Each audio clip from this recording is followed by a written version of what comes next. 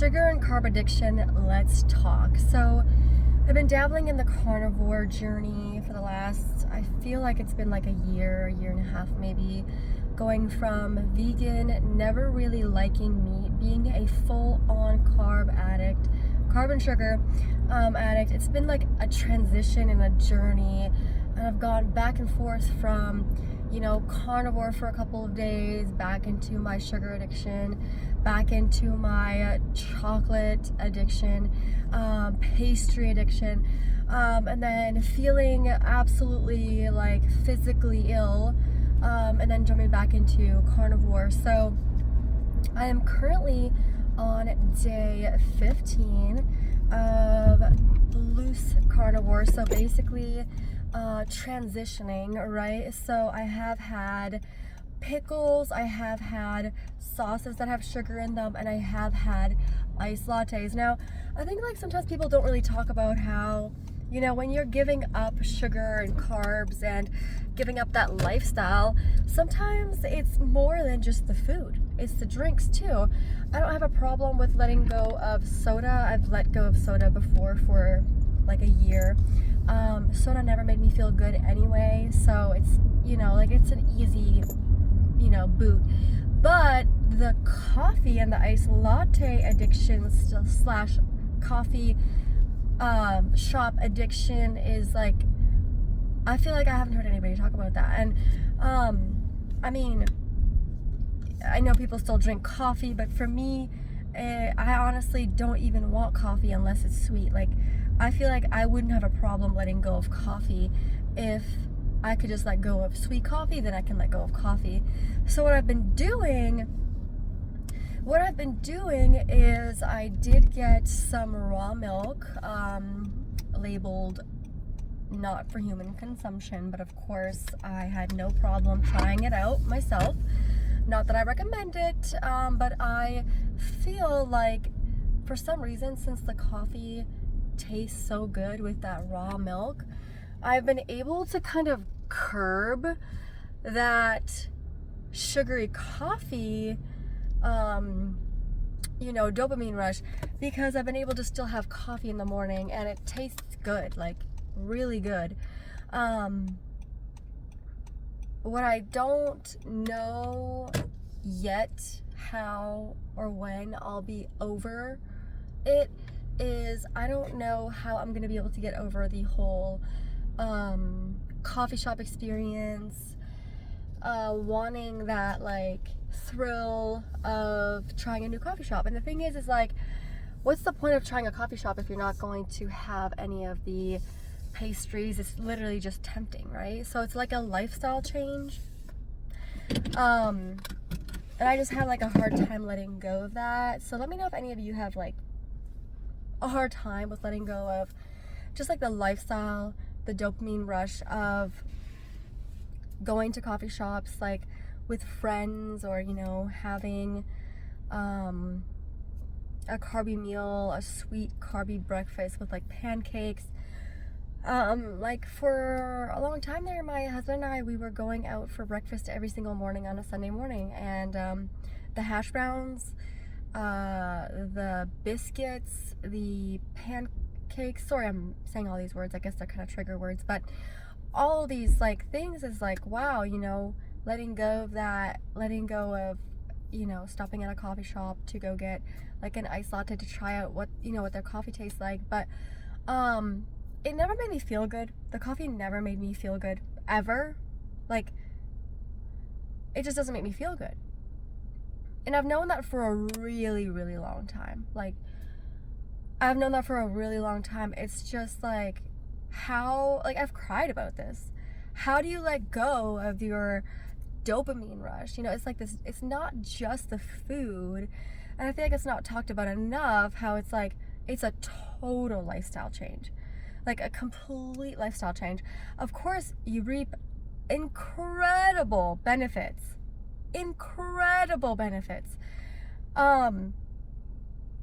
But it's still so hard because it's like, okay, this is my life now.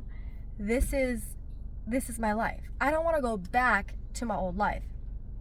I don't want to go back to the migraines and the lethargicness and the jitteriness, of course, of the coffee, and then the caffeine crash, and then like just the fact that like drinking the coffee would make me so blissfully happy for like an hour. Full on bliss, talking a lot, like ready for the day, just like happy. That's what would happen to me, is it was like this crazy like adrenaline rush, and then hours later it's the jitteriness, it's the headache, it's the not feeling good, and that would last for hours for me. Like the crash was like hours, especially with espresso. And then also like having a hard time falling asleep if you're having an espresso, later on in the day, right? Because it's like, oh, one's not enough, I want another one. And like, what on earth is even happening? I'm like contemplating my decisions. Like, do I really want to do this carnivore thing? Do I really want to give up those dopamine rushes? Like, where am I going to get my joy from? Where am I going to get my happiness from? Where am I going to get my dopamine rush from? And it's just thinking about it, the dopamine rush, and it's like, well, are they even worth it? Like, is 5 minutes of bliss worth it, right? And I know that I don't have to give up coffee. Like, I can drink an iced coffee with cream or milk or whatever if I ever go into a coffee shop again, but it's like not the same thing. I just want my iced latte, the sugary goods, the good stuff. And I just feel like it's a waste of money now going out for breakfast. Like, I could literally just make my breakfast at home. Unless I'm traveling and I haven't packed food, it's like, what am I doing spending all this money on this food that I could literally just have like whipped up at home myself? So it's not like that. It's like spending money on fast food is just like, it feels like such a scam. Like, unless it's like super necessary. But I don't know, I used to like, okay, listen, like 4 weeks ago, I was on my couch every day for a full week, just ordering DoorDash, just spending money, like lots of money, ordering DoorDash, just eating whatever my little heart desired. And I had this excuse that because I felt burnt out, or because I was indulging anyway, I might as well just continue indulging or whatever, in my little binging mode. And what really, really brought my binging session to a complete halt was having either my first or second migraine in my life. I think one of the first migraines of my life. I woke up with a migraine. I had just eaten. I ate out. I had a burger, I had fries, I had onion rings, I had a soda. Oh, it was so good.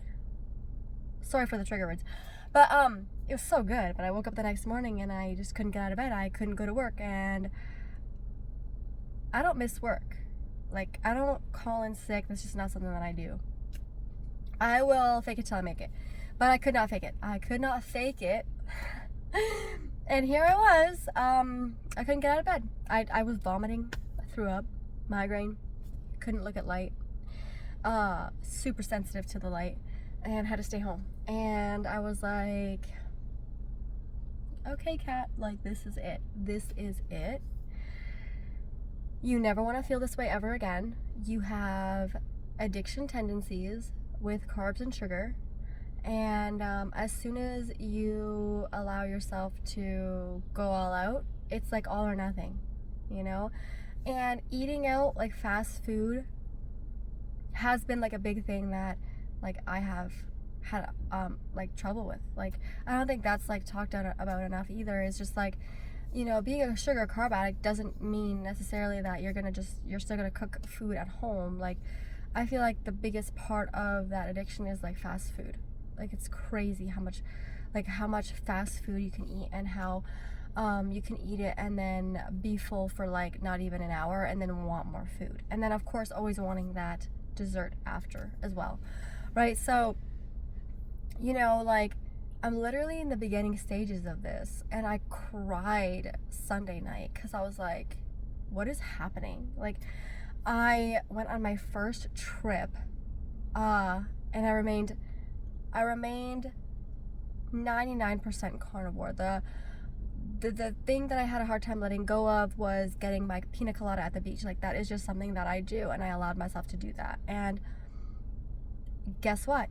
Guess what happened to me? I felt that exact same anxiety feeling at night while I was sleeping that I feel when I eat carbs. It's like this disgustingly horrific feeling of like anxiety in the pit of my like being.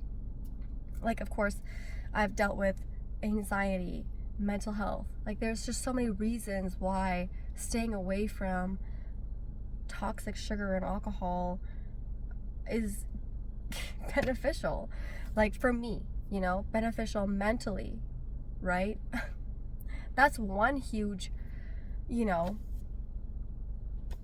part of the story. And then there's like physical feeling, how you're feeling.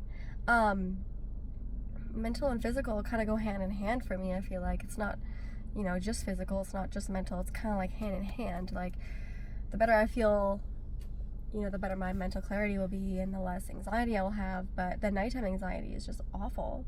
You know, I wanted to get away from that. And I did have sauce with my ribs, and that's, you know, that's just a journey. It's a journey of letting go of the sauce on the barbecue ribs, the sauce on the wings, you know. That is a stepping stone, right, for me. Going completely cold turkey is just like, how do people do that? I mean, it's just like, where are the people who are in the same situation I'm in? Where are the people who are like slowly trying to get off of like their addiction and their like habits, you know? And it's just crazy because like people, I have read comments of people saying that getting off of sugar and carbs has been harder than alcohol for some people, or, you know, and it's just like, the alcoholic can get, you know, so there's support groups. You can go to a support group for alcoholism. But where is the support group for getting off of sugar and carbs? It's mostly online. Hello, I need help. Of course, there's groups you can join, right? But I know that those groups are like, they're so big. Like, I tried actually joining, like, I looked at Kelly Hogan. I looked at her current openings, and I was like, okay, so I have to wait, which is fine. I literally, there's nothing wrong with waiting. Like, I can wait a week or two and I can join one of her sessions or whatever. But in the moment last week, I was like, I feel like I need someone to talk to, like, now, like right now, you know? Like, I need someone right now. Can you help me? I don't know what to do. I'm in the midst of the keto flu. I don't feel good. I don't know if I'm doing something wrong. What can I do to feel better? But I mean, I already know. Like, I do the research. It's like, up my fats, make sure I get my electrolytes in the morning, make sure I'm eating as much as possible, of course, right?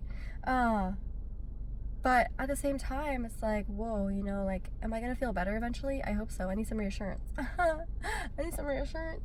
But I'm already feeling better. Like, I'm already feeling so much better. Like, I'm already feeling so much better mentally, physically. I just, you know, those body aches that you get, those body aches hurt.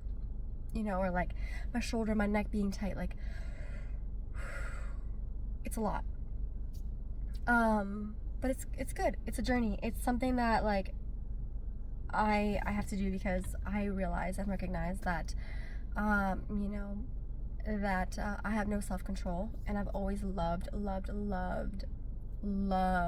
sugar. I have loved it. Like, who doesn't? Literally, who doesn't? It is what it is for a reason. you know, and like the pastry and I'm sorry for the trigger words, but like, you know, like the pastry, the donut, the chocolate, the fruit with the chocolate, like,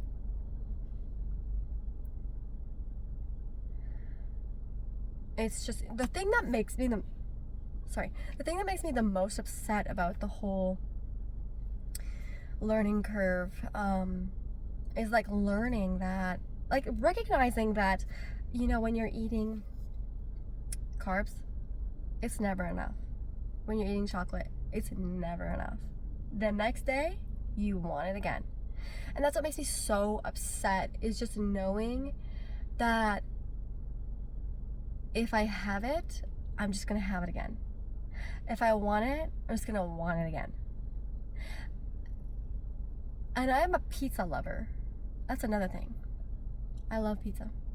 Love it. Love it. It's just, okay. But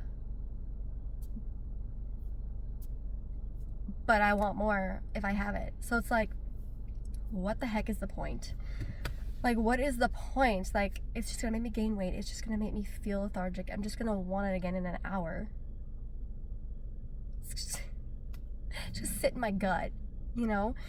And it's like, in this, you know, it's just like you're like talking to yourself all day long, and it's just like this battle, and it's like, whoa, like, what a battle it is. What a battle it is, and what kind of support I need.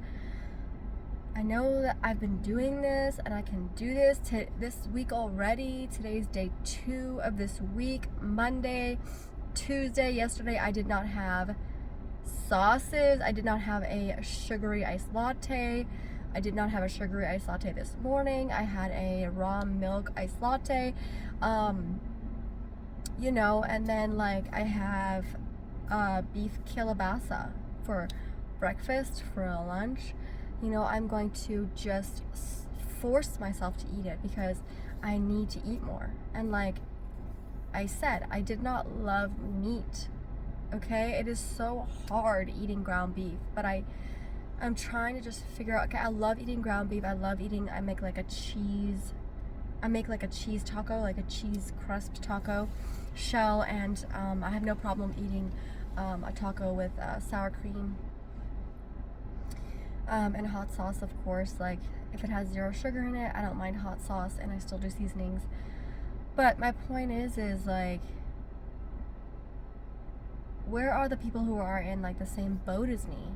You know, the ones who are just like trying this again and saying, I know I want this, I know I need this, but like being able to relate to someone when it comes to the fact that like life is changing forever. And I've wanted to do this for so long. I've just never been able to come this far, you know? And it's like, it has to be all in or all out for me. And if it's all in to the carnivore diet, I'll be healthier, I'll be happier, I'll have more energy. I'll look younger, I will feel younger, I will act younger, you know? I will age slower. But anyway, feel free to let me know if you're in the same boat. And yeah. Oh, by the way, I also lost, okay, so I went from 144 to 138 pounds. 6 pounds. That's pretty cool. 6 pounds in 14 days. I would say that that's awesome, you know? Letting go of like the extra water weight or whatever I had on me. I don't really have a weight goal. I just want to be healthy, and I want to look good, and I want to feel good. So yeah, any advice for beginners? Like they say, electrolytes, fat,